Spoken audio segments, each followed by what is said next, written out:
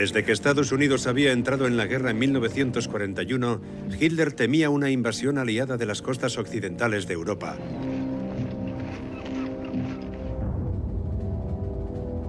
En 1942, Hitler empezó a planificar una empresa gigantesca: la construcción del Muro Atlántico, una línea continua de fortificaciones de 6.000 kilómetros de longitud, desde el norte de Noruega hasta la frontera de España con Francia. Y ello a pesar de que la mayoría de los alemanes creía que los aliados intentarían desembarcar en la región de Calais, a apenas 40 kilómetros de distancia de la costa británica. Las autoridades alemanas reclutaron a la fuerza a miles de hombres, trabajadores de distintos países, franceses del servicio social obligatorio, refugiados, judíos y prisioneros de guerra, para llevar a cabo este descabellado proyecto que exigiría 13 millones de toneladas de hormigón.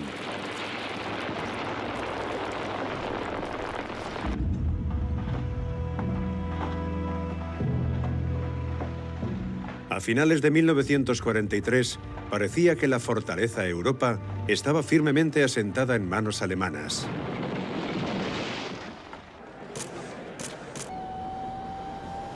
A principios de 1944, los alemanes seguían sin saber exactamente cuál sería el punto exacto de los desembarcos. Sin embargo, la llegada de Eisenhower a Londres había confirmado los temores de Hitler. Se estaba planeando una invasión por el oeste. En 1942, Hitler había ascendido a su general más brillante, el popular Erwin Rommel, al grado de mariscal de campo. Al mando del Afrika Korps, el llamado Zorro del Desierto había derrotado a los británicos una y otra vez, por lo que no sorprendió a nadie que Hitler encargara a este enérgico soldado reforzar las defensas de la fortaleza Europa.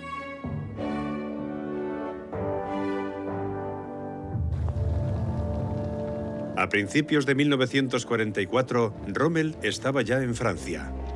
Ya que las fuerzas aéreas nazis estaban estacionadas en Alemania para responder a los bombardeos aliados, Rommel no podía contar con ellas para defender Normandía.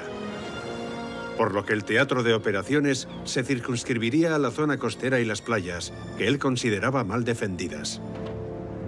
Rommel quería rellenar los huecos entre las ciudades fortificadas con una línea de defensa continua.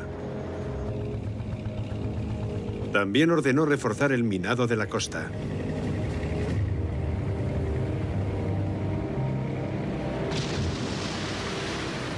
Pero una mina es una gota de agua en el mar, si consideramos que desde Calais a la parte sur de Bretaña se extienden 1.200 kilómetros de costa. Mientras los aliados se mostraban unidos y hermanados en Gran Bretaña, Hitler estaba lejos del teatro de operaciones, en su cuartel general del Este, cerca del frente soviético.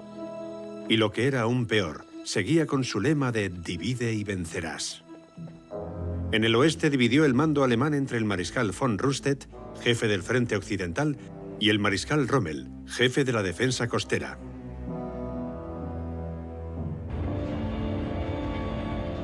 Pero estos dos hombres discrepaban en sus ideas.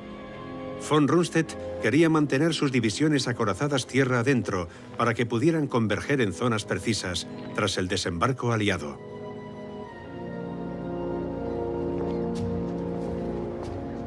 Rommel creía que la aviación aliada paralizaría el movimiento de las tropas alemanas. Por consiguiente, quería acercar las divisiones acorazadas todo lo posible a la costa para enfrentarse al enemigo en cuanto desembarcara. Pero sus deseos fueron rechazados.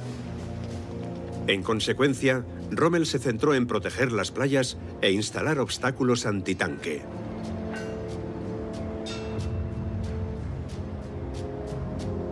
También instaló una línea continua de erizos antilanchas de desembarco y caballos de Frisia construidos a partir de viejos raíles de ferrocarril que impedían prácticamente cualquier avance.